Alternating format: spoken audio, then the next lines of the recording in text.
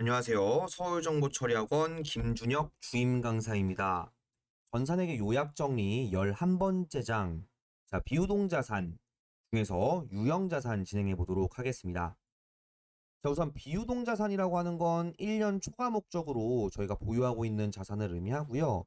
종류로는 우리가 이제 투자자산, 유형자산, 무형자산, 기타 비유동자산 이렇게 총 4가지가 있습니다. 중에 유형자산입니다. 유형자산은 물리적인 형태가 존재하는 자산을 말합니다. 1년 초과 목적으로 사용을 해요. 비유동자산이니까. 미래 경제적으로 효익이 존재해야 됩니다. 우리가 이제 땅 사고, 건물 사고, 차 사고, 기계 사고, 비품 사고, 이거 뭐 한 달 쓰다가 버릴 거 아니잖아요. 미래적으로 더 가치 있게 사용이 돼야 된다라고 봐주시면 됩니다. 우리 토지는 땅, 건물은 건물, 그다음 차량 반구는 차, 트럭, 오토바이, 기계장치는 뭐 기계장치라고 문제 주고요. 비품은 에어컨, 뭐 세탁기, 냉장고 이런 것들 있죠.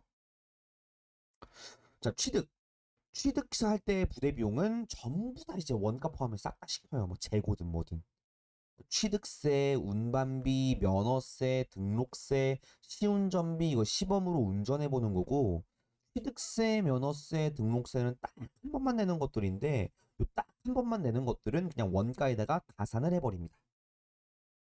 재산세나 자동차세 같은 것들은 이제 여러 번 내야 되는 거기 때문에 이건 세금과 공가로 처리를 해준다라고 봐주시면 될 것 같습니다. 제가 또 하나 좀 적어보면 이렇게 이제 선을 기준점으로 물건을 여기가 취득입니다. 취득. 유형자산은 취득 전에 발생한 모든 각종 비용들 있죠. 이거를 취득 원가에 포함한다라고 합니다. 그래서 전에 만났냐, 후에 만났냐 이 부분도 좀 신경 써주시면 될 것 같아요. 후에 한 거면 뭐 비용 처리해야죠. 예제 보겠습니다. 다음 중 유형자산의 취득 원가에 포함되는 부대 비용을 고른 것들은 자 취득 원가에 포함되는 것들이니까 딱 한 번만 내거나 취득 전에 발생한 돈들이면 되겠네요. A. 설치 장소 준비를 위한 지출입니다.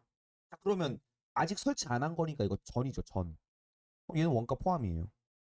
그러면 2번, 3번 잘리죠. 자 그러면 자 A는 반드시 들어가는 거고 그다음에 E도 반드시 들어간다라는 거죠. E. 그럼 E를 보니까 유형자산의 취득과 직접 관련 있는 취득세 이거 E 들어가는 거죠. 그럼 자동으로 종합부동산세 안 들어가고 재산세 안 들어가는 거예요. 얘는 세금과 공과로 처리하는 거죠. 자 그러면 자본화 대상인 차입 원가라고 나와 있어요. 차입 원가 저희 차입은 뭡니까 여러분? 빌린 거죠 빌린 거. 빌린 거. 근데 이게 자본화 대상이에요. 자본화 대상. 자본화 대상이면 이거를 우리가 자산, 즉 건물이면 건물, 그다음에 건설 중인 자산이면 건설 중인 자산으로 회계 처리를 해주시면 됩니다. 그래서 이것도 취득 원가에 포함을 시켜주시면 돼요. 정답은 4번입니다. 그래서 원래 차입한 거는 이제 따로 이제 차입으로 떨굴 수도 있는데 요거를 건물의 가격에 그냥 포함시키겠다라고 보는 게 자본화 대상입니다.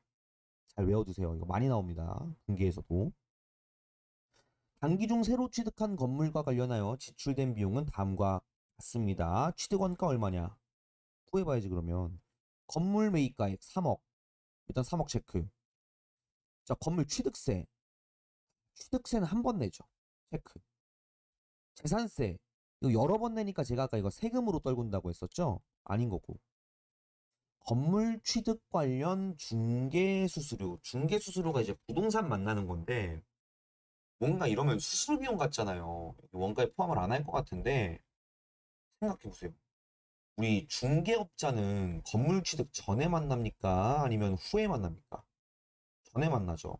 그럼 전에 발생한 모든 비용들은 제가 원가에다가 포함을 시킨다라고 했었죠. 그래서 이 중개 수수료도 원가에 포함시켜 주시면 됩니다.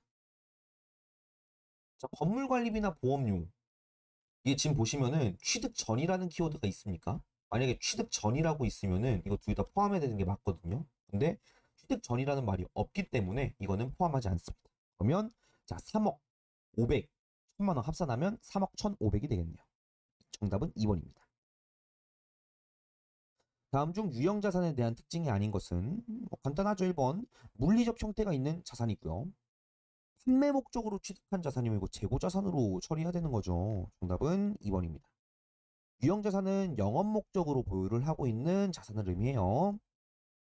3번 비화폐성 자산이다. 자, 화폐성 자산이라는 게 있고 비화폐성 자산이라는 게 있는데 이게 어떤 뜻이냐면 이 화폐라고 하는 건 1,000원, 10,000원 이런 거 말하는 거죠. 여러분들 1,000원짜리가 갑자기 막 10,000원이 될 수 있나요? 그럴 순 없죠. 10,000원짜리가 10만 원이 될 수 있나요? 그럴 순 없죠. 화폐성 자산은 고정되어 있는 가치를 지닌 걸 의미합니다. 그러면 비화폐성 자산이라고 하는 거는 고정이 안 된 거죠. 변동이 있다라는 거예요. 맞는 소리죠. 4번 여러 회계 기간에 걸쳐 경제적 효익을 제공해주는 자산이 맞습니다. 자, 자본적 지출. 자, 이거는 해당 계정 과목으로 회계 처리를 합니다. 그래서 건물에 대한 자본적 지출이면 건물, 토지에 대한 자본적 지출이면 토지, 차량에 대한 자본적 지출이면 차량 운반구로 회계 처리를 하는 거고요. 증축, 엘리베이터 설치 등 건물에 대한 내용 연수, 이게 이제 사용 가능한 연수고요. 그 자산에 대한 가치를 증가시키는 지출들은 자본적 지출로 봅니다.